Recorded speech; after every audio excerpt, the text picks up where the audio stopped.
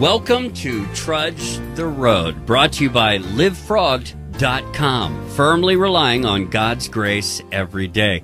We're your hosts. I'm Rich, a recovered drug addict. I'm a sober alcoholic named Jerry. I want to start the show by welcoming a new affiliate to the program, Springfield, Tennessee. Hello, Springfield! Yeah! All right. That's Springfield's News Talk, AM 1590 WDBL. We are very grateful. Thank you very much for carrying Trudge the Road. Absolutely. Hey, coming up a little later in the show, Joe is going to join us. He's an alcoholic. Right. And he's also someone you sponsor. I do, and it's pretty rare. Joe has an interesting story. He's been sober quite a while, and we're not going to focus so much on what got him here, his experience, strength, and hope, as much as what he has been through recently, experienced a tremendous tragedy, and how the recovering community, Alcoholics Anonymous, and his program came into play and, in effect, saved his life and made his life better at the end of a situation which for many of us could be kind of the end of the world. And it's a beautiful story, and it really proves once again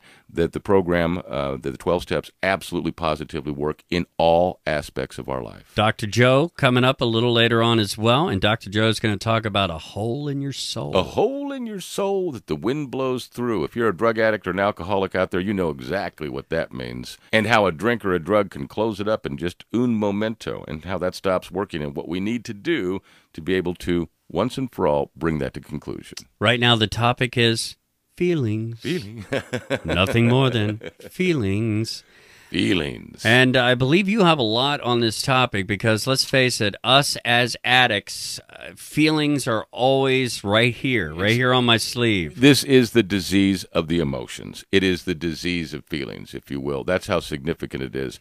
And we're all addicted or not, we're going to go to our graves feeling, guilty about something. We didn't, I was nicer to strangers than I was to my own family. Things of this nature. With the addicted person, our feelings play a little bit more significant role in the fact that our feelings become our attitude. Our feelings tell us how to behave. That's addiction. That is the disease of addiction. When your feelings tell you, when you act upon how you feel as opposed to how you think. And we put so much significance in happy, glad, sad, and all the other emotions that become so much of our attitude that we don't realize what our feelings really are. Well, when I was out there and I was running around and I was getting high, I was feeling anxiety towards pretty much everybody. I was feeling a little vindictive towards everybody. I was feeling a little hateful towards everybody. Everybody but the drug dealer, of course. Natch. And I would react upon those feelings, which means that I was not a very nice person to be around. I was not a nice person around my family. I was not a nice person around my girlfriend. I was not a nice person around my employer. I was not around my co-workers. I was just basically acting on that emotion. I was internally unhappy, and therefore I acted on that unhappiness. You actually got to a point where you were functioning on three feelings. But let's first talk about what our feelings are. They're not good. Our feelings aren't good. They're not bad. They're not moral. They're not immoral. Our feelings are there. They're just there. The problem, again, with us is they become our attitude and tell us how to behave. Now, at the stage you're talking about, which is addiction, when you're in your cups, if you will, when the things are processing, as well as in the beginning of recovery, we're really only experiencing three feelings. Elation, you talked about that. Anxiety, you talked about that. And despair. Those are the three we function off of. I'll give you an example. We got the dope. Oh, my God, great. Elation. The dope is running out. Uh-oh, anxiety. It's gone. Despair. The only thing that's going to cure despair is elation again, and that's that cycle. That cycle starts, and we just function off of those three feelings. When we get here and we take the drugs and the alcohol away, we still are experiencing just those three feelings. It takes a little time for it to process, and it's painful. And really, that's the good sign. Let me give you a perfect example. Okay. If somebody has been, and I learned this from a physician at an AA conference who was giving a talk.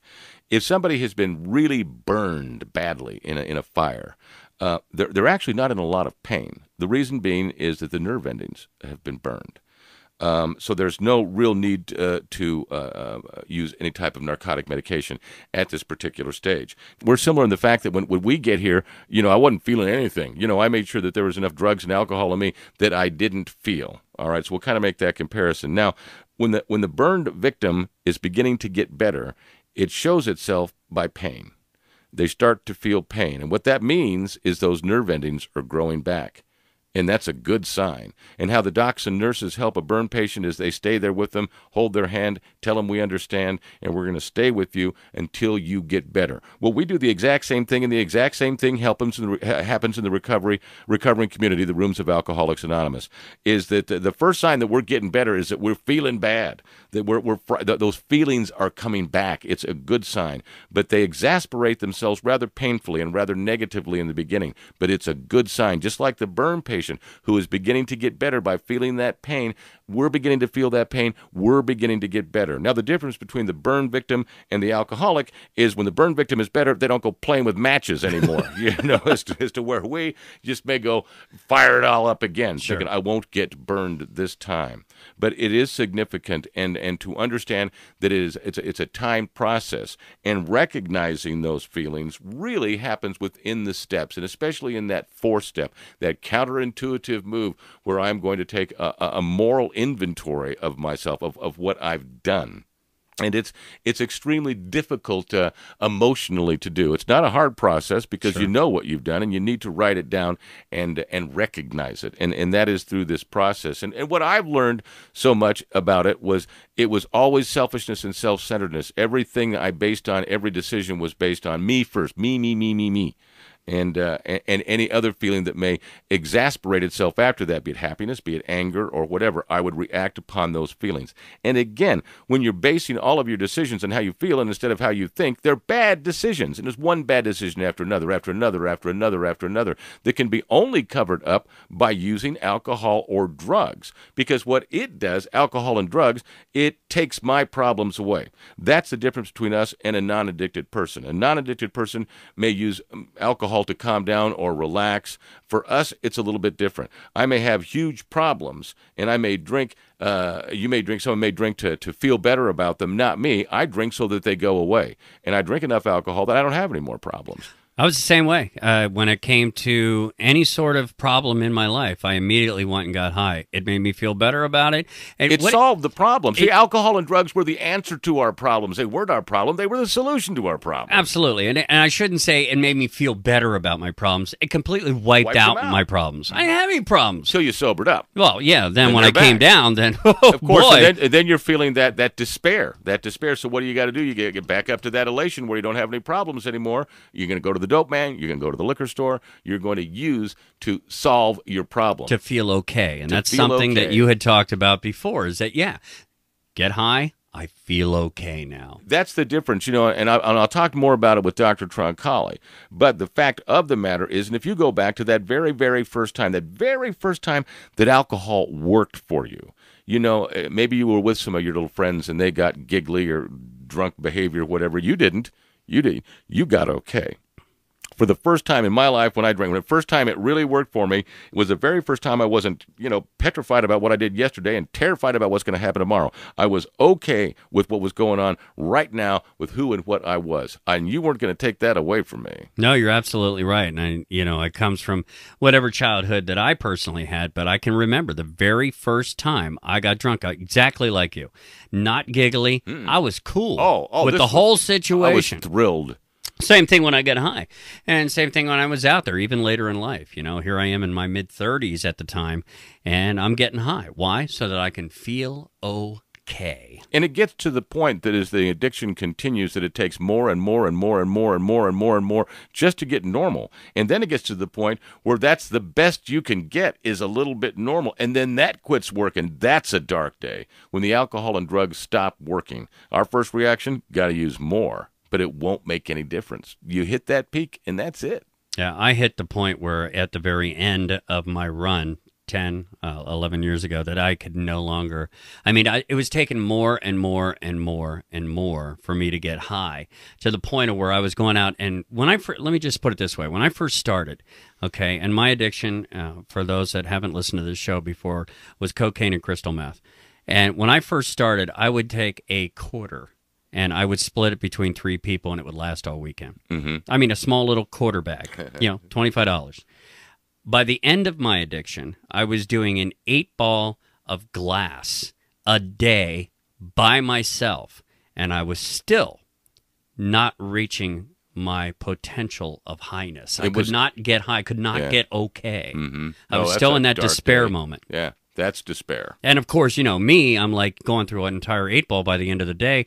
I'm blaming the dealer. You're selling me bunk. There's no why am I not getting high anymore? I've thought at times I bought a bad bottle of vodka that because it just wasn't working. That something must be wrong with the whiskey or the whatever I was drinking, and the problem was me. Yeah. Well, that's what the dealer told me. He was the only time he was ever right. Dude, it's you, not me. My stuff's just fine. It's all on you. And this is the tragedy of the disease. It's about our feelings. It is the disease of the emotions, and there is a way out. The process of the steps. When you get to the promises, if we are painstaking about this phase of our development, we will be amazed before we are halfway through. And that's the only time. The only advice I ever give in AA is don't stop at amazed. That's where everybody stops. It's the 1, 2, 3 dance. I'm amazed. The bills are starting to get paid. I'm getting along with my spouse. The folks are like me a little bit more. Job's doing good. I'm good. No, you're not. You're just at the stage of being amazed. You have yet to really experience and the spiritual experience of the program, which is coming, which will take you to that level that Bill called the 4th dimension or the next dimension up. But you got to work the steps to do it. But painstaking, that is a big word, and there is pain involved. But that pain sometimes, and in our case, it's a good sign. We're getting better. If you look at the pathology of any other disease or any other injury, if you break your leg, it's going to hurt in the process of getting better. If you have surgery, there's going to be a little pain. If you have heart surgery, as it gets better, there's pain involved from getting over this disease. The pathology is no different than any other disease, especially one that is fatal. And you and I both have experienced that. We experience that every day that we're on this planet Earth, every day that we wake up. And we're going to talk to somebody else who has experienced that as well. His name is Joe. He is somebody that you sponsor. He's coming up in the next segment. Once again, this is Trudge the Road. We are being brought to you this week by livefrogged.com, firmly relying on God's grace every day. That's livefrogged.com. This is Trudge the Road. You are listening to Trudge the Road. Coming up, Jerry talks with Joe, an alcoholic who recently had a major tragedy happen in his life, and he'll talk about how he handled that with the help of AA. That's coming up next on the Trudge the Road Radio Network.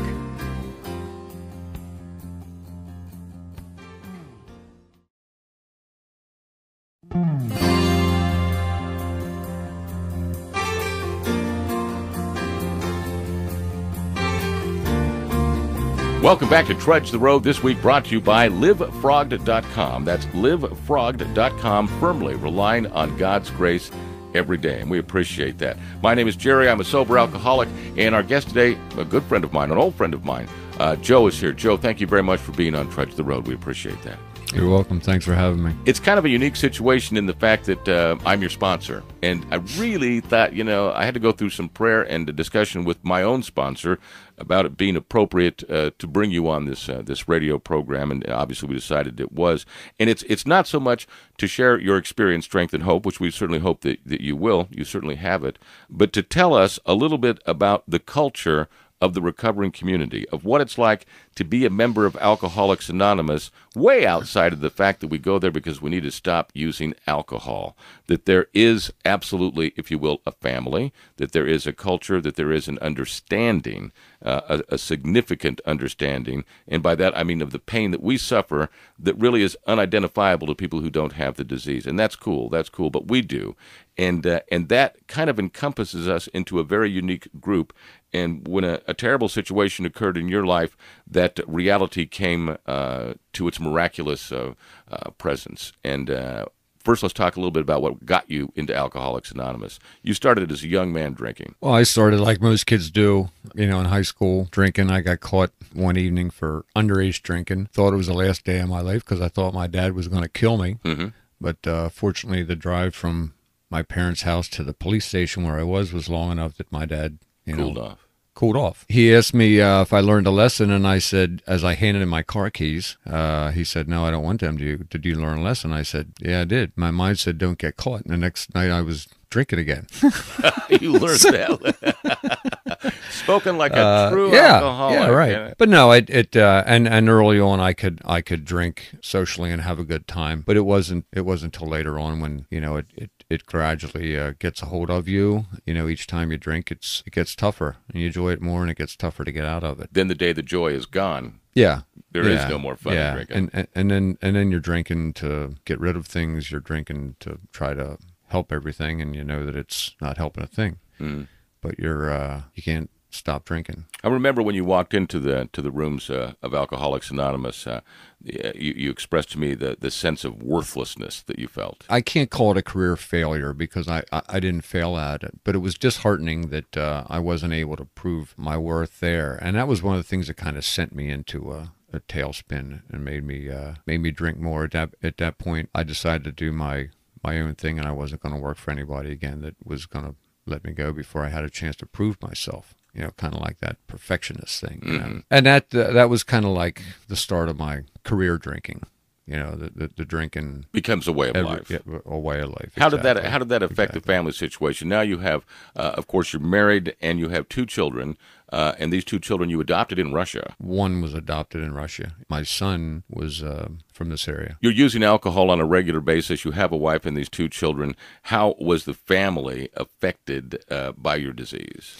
Well, fortunately, I quit drinking when my son was 8 years old. I was 48, so I had quite a few years of active alcoholism. But it affects everything. It affects your relationships. You know, my wife grew up with an alcoholic father, so she had been around it all her life. And it was a very frightening event to her to see you fall. Absolutely. As a matter of fact, it played a significant role in your bottom, if you would. Yes, it did. I was quite honestly, my wife was watching her father die from cancer. Being where I was at that point, she gave me an ultimatum that she was watching her father die, and if I wanted to drink myself to death, I could, but she wasn't going to be around to watch it. And I was at a meeting at noon that afternoon. And have been sober ever since. And have been sober ever since, yeah. Tremendous. And your recovery is remarkable. And I say that firsthand, not just because of the fact you haven't had a drink in 8 years, but what you have given back to the other people in Alcoholics Anonymous. Always there when somebody needs you. Always there to help the next struggling alcoholic. And I know that we know that plays a very significant factor in our continued sobriety. But it does change you in a certain way. And we have seen in you absolute positive and almost calculated change as you worked the steps and enjoyed the spiritual experience of Alcoholics Anonymous and the revelation of the freedom that it gave you. And let's say the last 4 or 5 years of your life really have been pretty wonderful. Family, friends, travel, you name it. Absolutely. You know, it's life beyond my wildest dreams. Beyond my wildest dreams. All right, let's go to that fateful day, December 30th of last year. I was, as a matter of fact, in Myrtle Beach, South Carolina. We had spoken the day before, and everything was wonderful. We just celebrated a great Christmas. We were looking forward to a great New Year's. And then I got the call from a mutual friend of ours about the tragedy that had occurred that morning. At 5:50 a.m. on the morning of December 30th, my wife passed away right before my eyes from severe cardiac death in a matter of 5 seconds. My life had completely changed in a matter of 5 seconds. The earth stopped, life stopped, you stopped, your wife stopped, all in 1 second, correct? Yes. I mean, my life completely changed in the blink of an eye. A tragedy of this level is just impossible to describe or to define. And I remember getting the phone call. I got the phone call. I'm in Myrtle Beach, South Carolina. This has happened. And the shock that I went into trying to react the best I possibly could to be of assistance to you. And that was for me to get on an airplane and get back here as quickly as possible. And that's when the phone rang, and it was you. And you were completely calm and completely coherent, much better than I was, and told me, no, stay there. I don't need you to come back right now. I need you to stay there. Those were your words to me, telling me I need to stay. And I'm thinking, wait a minute. I'm the one who should be giving out the emotional orders here. You know, I was just unbelievably impressed, surprised, and shocked at how emotionally stable you were then. Then, of course, anticipating that a crisis was right around the corner. I'll just let you pick it up kind of where we are there and tell what happened. Immediately, I was surrounded by my friends in Alcoholics Anonymous. My wife was taken from our bedroom, from the EMT crew. we drove to the emergency room, and as I walked into there, everything was completely fuzzy. I didn't really have any definition of anything. And walking into we were, myself and my children and a dear friend of mine, Rob, who I sponsor, was with me the night prior to. We were doing some step work with him. And we were taken to a room, and it just seemed like in the blink of an eye, a visiting pastor came in. And when I shook his hand, I felt the presence of God. Everything became clear, and I knew I was okay. And probably within 10 minutes, a mutual friend of ours, John M., was there at my side. And everyone in my AA family surrounded me with the most amazing, selfless love that I've ever experienced in my life, and I still experience to this day. I've had so many people say, I have no idea what you're doing. If something would happen like this, I wouldn't know what I would do. Well, even though that I'm sober, I don't know what I would have done either, because until you're presented with a situation, you can't say how you're going to react. You know, I've learned to never say never. You have no idea what the good Lord's going to put in front of you. All you can hope, and I live on the fact that God will never give you anything that you can't handle. You know, God either strengthens your back or lightens your load. You know, that's where I'm at, and he's done both of them for me. Well, and as what you do and continue to do for the fellow alcoholic who is still suffering, you absolutely have carried many of them on your back. I've watched it, and I know that you'll continue to do it. And just the example that you set within the rooms of Alcoholics Anonymous, I know motivates people to one more day try to get into this wonderful spiritual experience. Joe, I really, really, really appreciate you being here. Thank you for being so frank and honest. I know it was difficult. People appreciate it, and I hope that now can maybe understand and recognize that there is so much more to the recovering community, to Narcotics Anonymous and Alcoholics Anonymous, than just staying clean and sober. And we understand. And because of that understanding and the solution that was given to us by Bill and Bob, we can help. We can make a difference. You're living proof of that. I'm living proof of that. And we'll continue with more people who will tell us a lot more about their recovery and about what you can do for yours. As a matter of fact, Dr. Joseph Troncalli. Dr. Joe is a physician who is not addicted, who treats people like us. And we're incredibly grateful that he has taken his education and his career and dedicated that effort on our behalf, because few physicians do, and he does. And he has a lot of answers. He'll be along. Rich will be along. And again, this is Trudge the Road, being brought to you by livefrogged.com, firmly relying on God's grace every day for this episode, and we appreciate that. This is Trudge the Road. You're listening to Trudge the Road. Coming up, Rich and Jerry talk about what to do now that you're sober. How do you fill those hours now that you're not using? That's up next on the Trudge the Road Radio Network.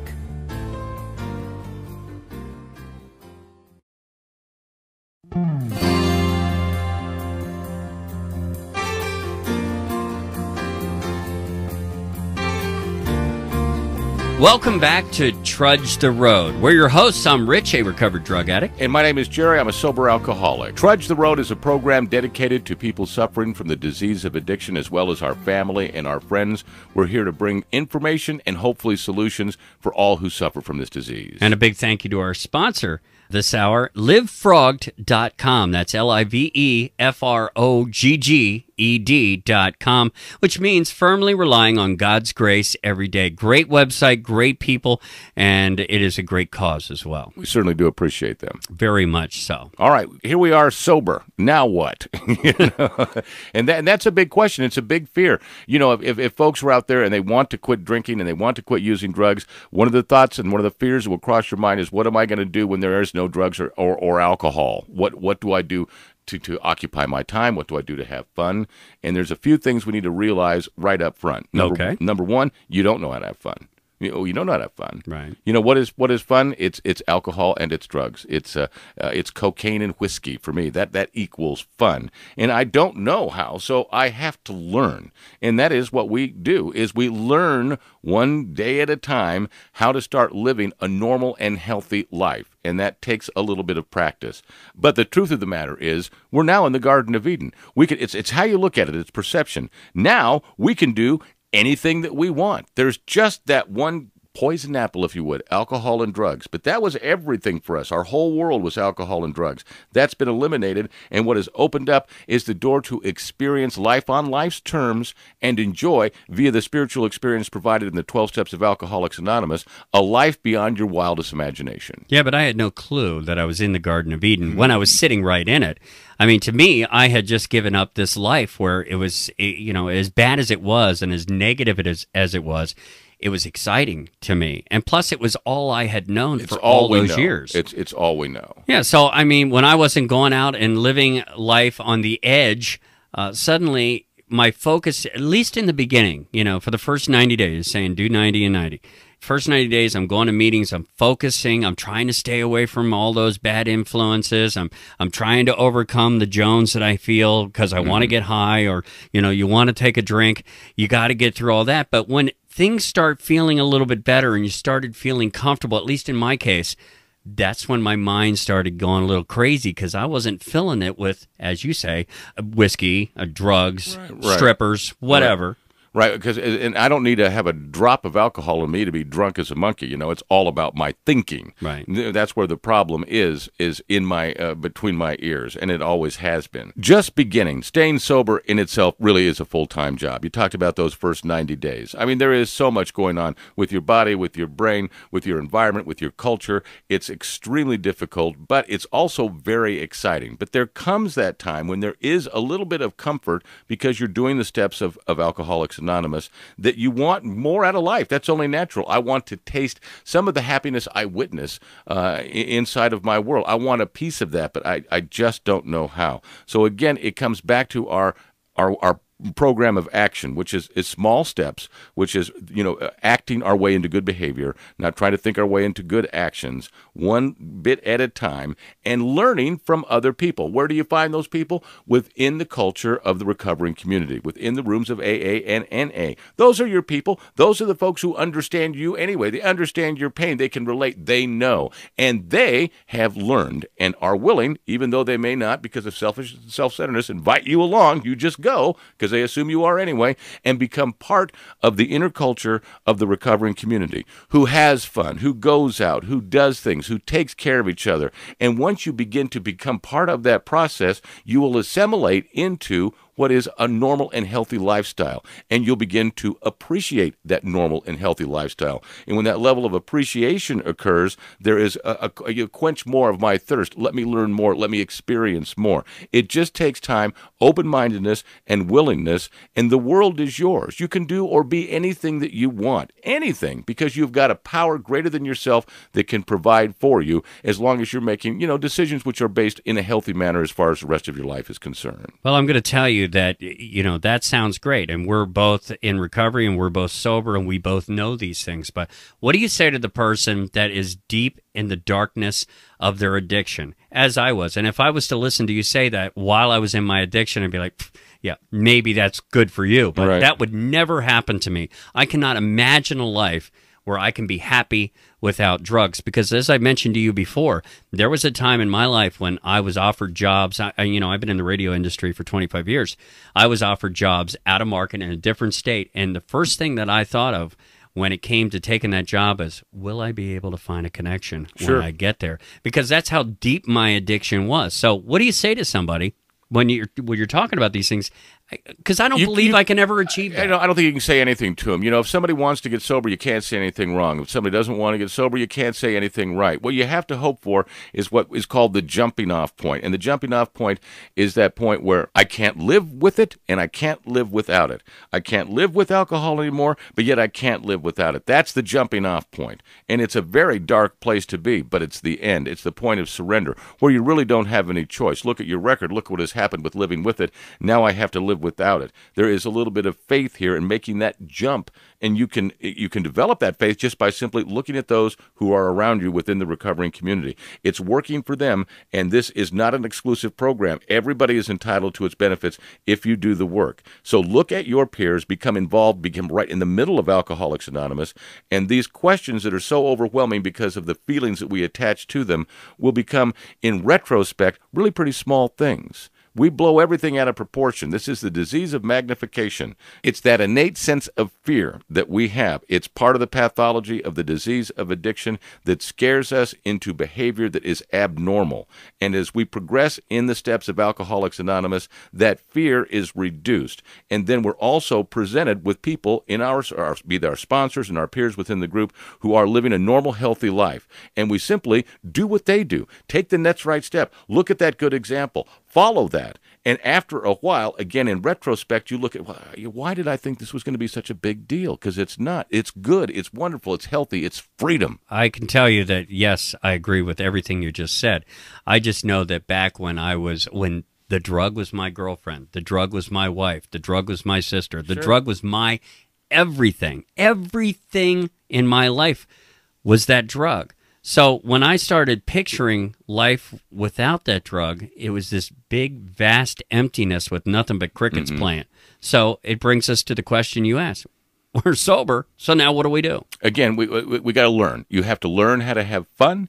You have to learn how to play in God's sandbox healthy with the other children. It's as simple as that. It's a blueprint for living. It's the 12 steps of Alcoholics Anonymous. It will provide. The culture of Alcoholics Anonymous or Narcotics Anonymous, the recovering community, will give you the opportunity to be able to express some of those interests that you have. And they could be small, just getting out of the house, making new friends, trying new things, learning how to have fun, going bowling, learning that it's not about you winning and becoming the next world champion. It's about just going out and having a good time. It's about understanding family. It's changing attitude within situations. The situation hasn't changed, but my attitude has. And as long as my attitude continues to change in a positive manner, the situation will. When the situation changes for the better, that's opportunity for me to grow. And this is all about growth. Growth is what we do in Alcoholics Anonymous. You mentioned bowling, and I know there's a great story that you told about bowling at one time. Would you be willing to share your bowling story with us? Well, again? I will. It's kind of embarrassing, but it's the truth. Don't know how to have fun. And I have a sponsor who believes that you need to learn, and how the process of learning takes place is you pick an activity and do it twice. The reason is being the people that we are, that first time we reject everything. It's just, the second time, if you still feel that way, don't do it again. But it's amazing how many times when we try it again, that second time, that we have a good time, because we have so many false demands on ourselves. So we had to choose an activity. We chose bowling. We're going to go bowling. Oh, great. Bowling was what we did when there was nothing else left to do while you were drinking, and I wasn't that excited about it, but I was willing and a little open-minded, So we get to the bowling alley, and it's been years since I've bowled, and the only time I've ever bowled, I've been, intoxicated.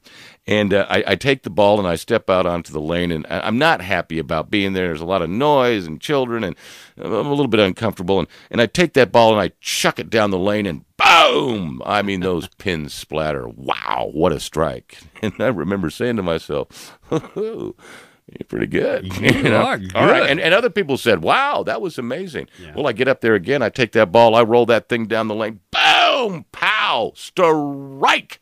Everybody clapping, man, you are something else. And that's when I realized it. It was at that moment that I understood what God's plan was for me. Professional bowler.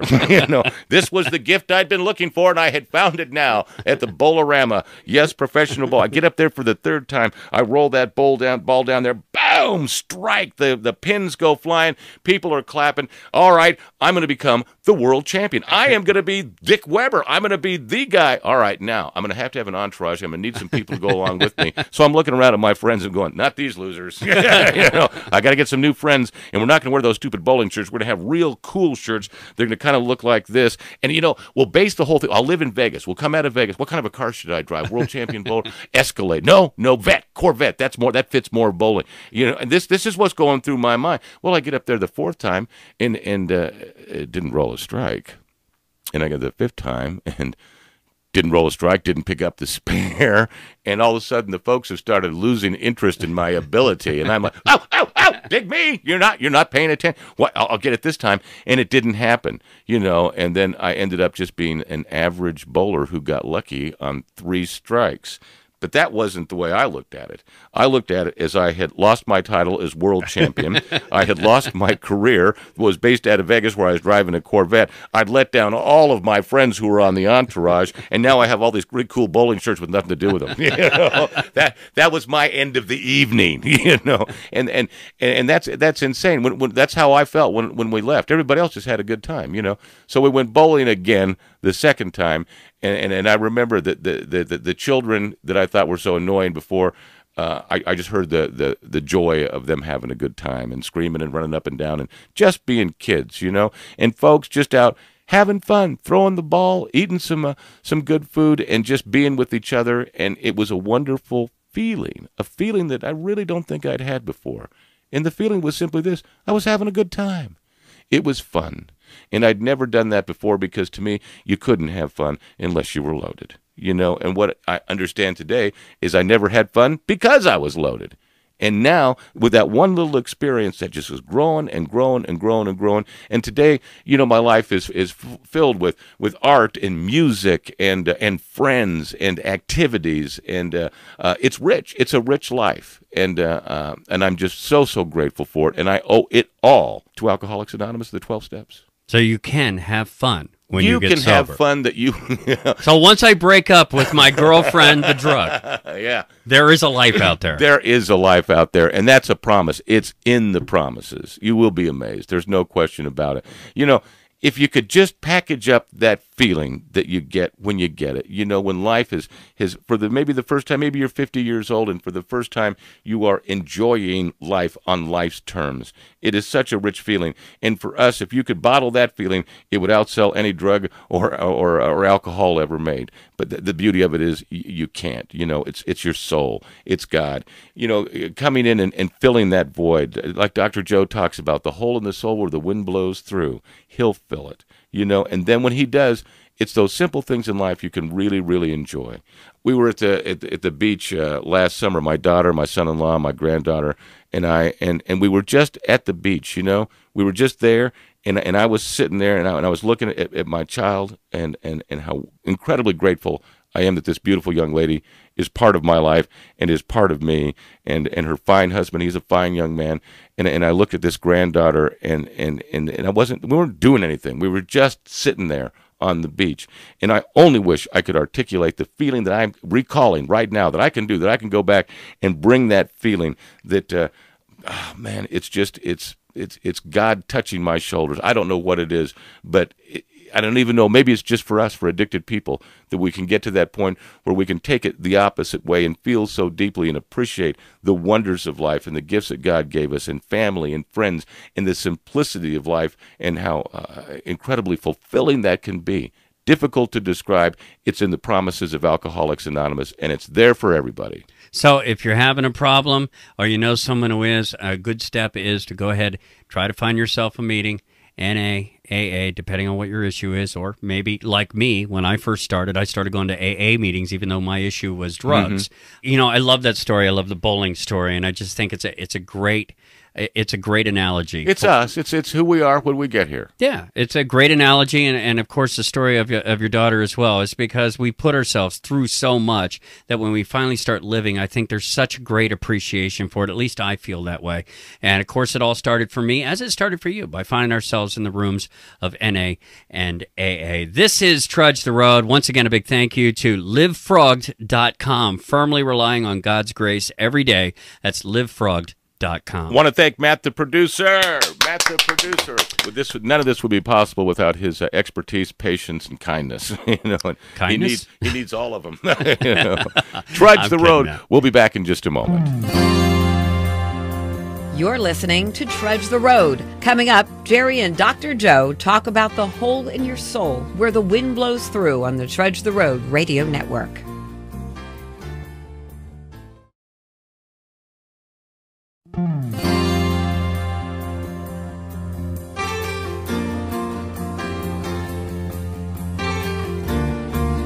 Welcome back to Trudge the Road, this week brought to you by LiveFrogged.com, firmly relying on God's grace every day, and we appreciate that. LiveFrogged.com. My favorite part of the program, our professional, is here, Dr. Joseph Troncalli, a non-addicted physician who so selflessly treats people like us. Thank you very much for being here. Thank you for what you do. Thank you very much. A little bit about the disease. You know, we talk about alcohol being a disease. We know it is. You know it is. But a lot of folks, well, it's a character issue. It's a morality issue.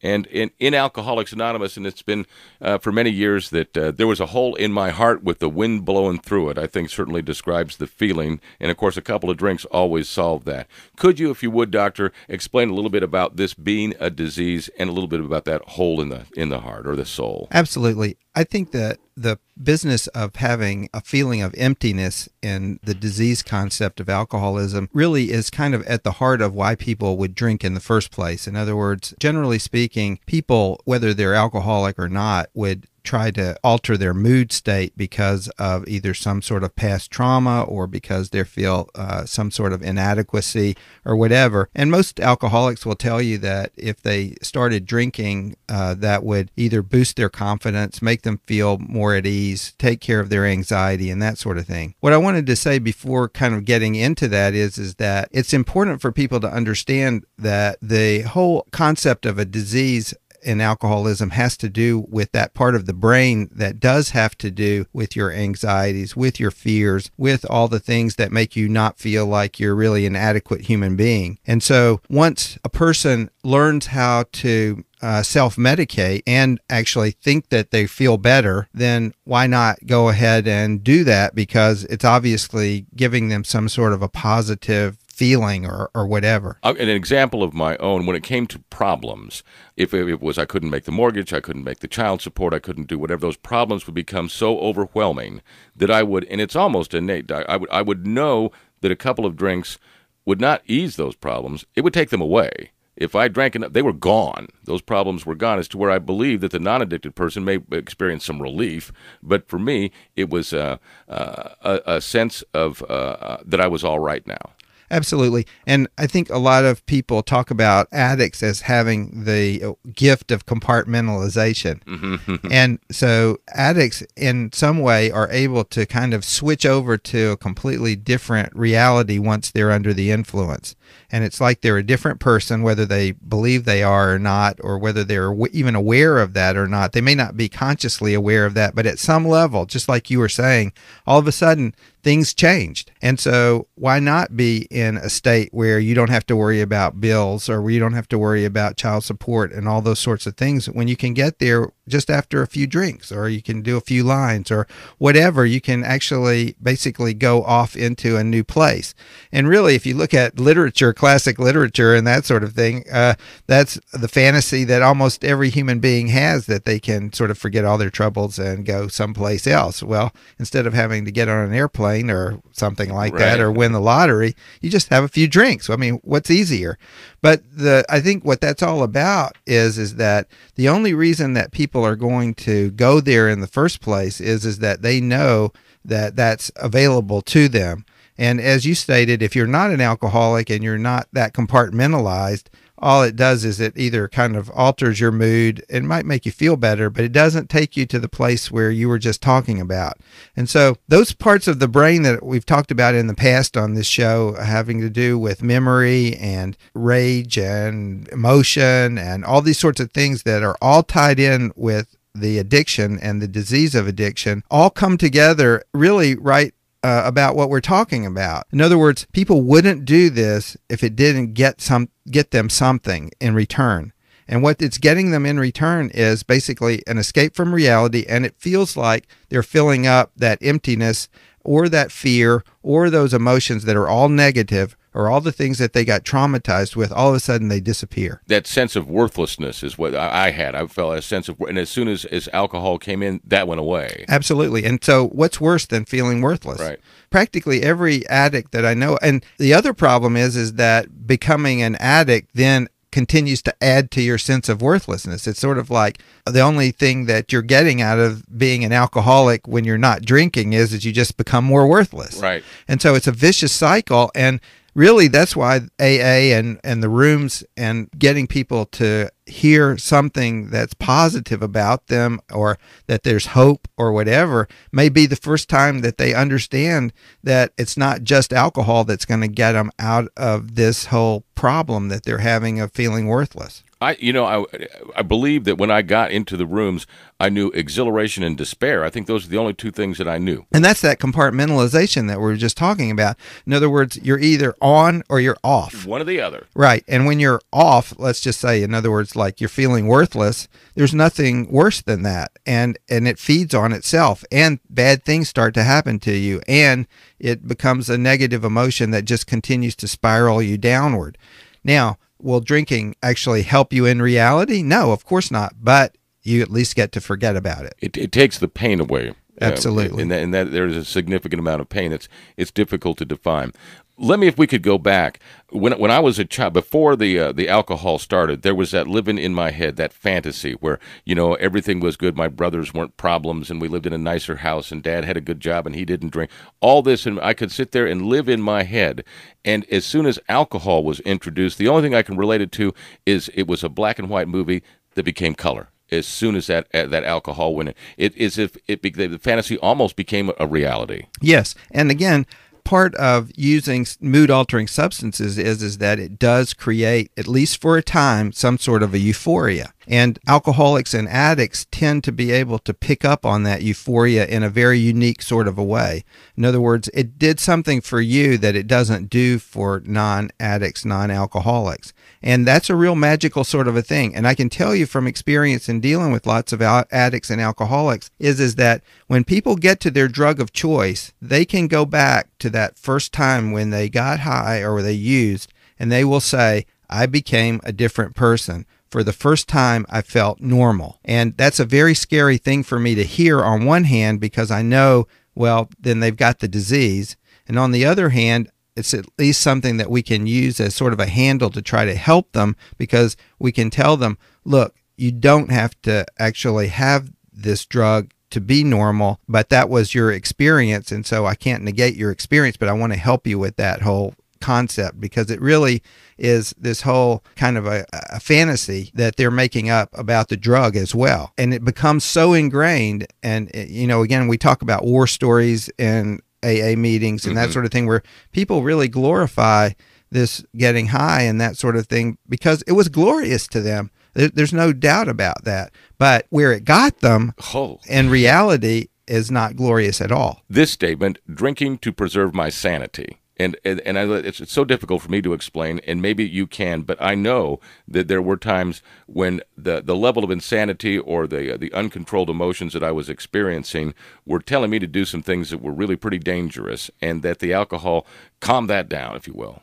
Absolutely. Again, we've talked about this before too. That limbic system, or that emotional system in your brain, is really very animalistic, and it's also very self-preserving. In other words, the sensations that you get while you're under the influence and that sort of thing, clearly at that moment in time are something that the alcoholic or the addict really believes is preserving them at some level. In other words, they feel like that if they don't drink or drug, that they're going to die at some level. They also feel that if they do drink or drug, that it's going to cure all the ills, along those sorts of things. And so once the person has that sort of fantasy or that sort of experience, the brain basically is reinforcing for them the need to drink or drug. So your decision, basically, personal decisions out of it. Absolutely. You're completely out of control. And it's at a level that even if somebody's sitting there telling you, or even if you're in handcuffs, or even if,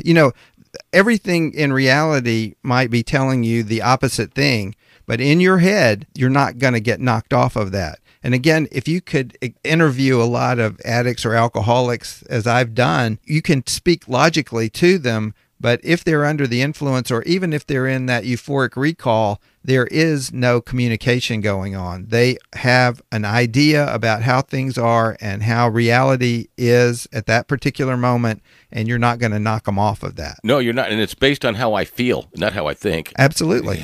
And that's why family members, just to talk about people who are trying to deal with people who are in that state, they feel like they're talking to a brick wall. Well, guess what? They are talking to a brick wall because there's not any communication going on, because the limbic system is so much more powerful than the logical system once you're under the influence, or even if you're in that situation where you are trying to get to a place where you can drink or drug, even if you're not drinking or drugging. If I can, I think I'm quoting you here as saying that sanity will not tolerate insanity, insanity will not tolerate sanity. Absolutely. It's where the clash happens, and that's where we get folks who are not addicted, our family members, our friends, they become so sick. And the family members are trying to figure out a way to reach into that abyss. Right. And that's all it is. Again, you're talking to a black hole.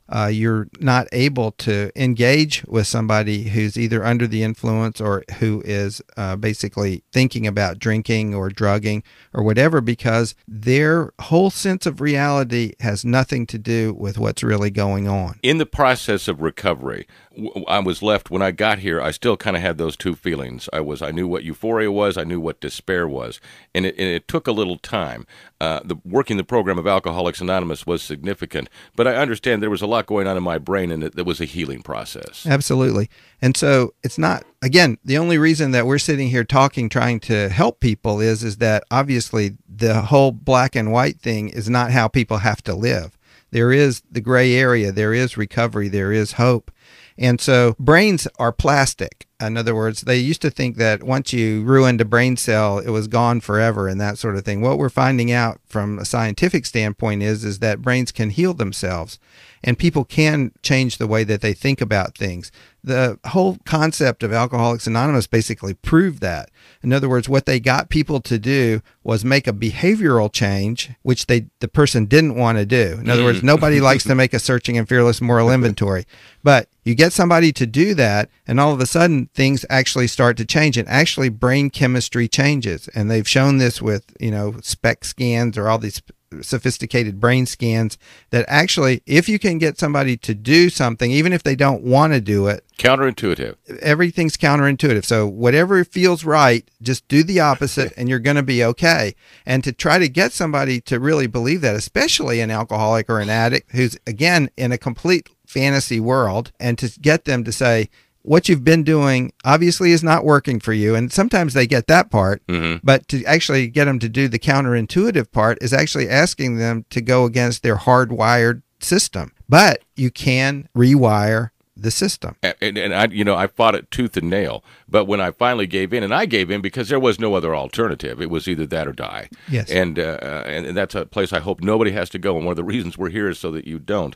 But that effort it wasn't hard, but it was just so opposite of everything I wanted to do. And I fought it and felt terrible about doing it. And then, of course, the reciprocation is when you look back, oh my God, it does work. That's correct. And counterintuitive behavior is never something that happens easily. And so, again, going back to the steps, if you look at all the steps, turning your will over to a higher power, taking a searching and fearless moral inventory, doing all these things you would never, ever do while you were under the influence, getting somebody to actually do that, to actually see what happens, and to actually begin to experience the benefits, that's just a magical wonderful it is, sort of a thing. Magical is almost the word, because I can definitely tell you within doing my fifth step where I, just got it all out and told God and another human being just exactly what happened. I can remember distinctly the feeling that I was breathing the clean air of decency, maybe for the first time in my life, and what a gorgeous breath that was. Well, and one of the things that we just talked about on the other hand, there was magic with that first drink, right? Right.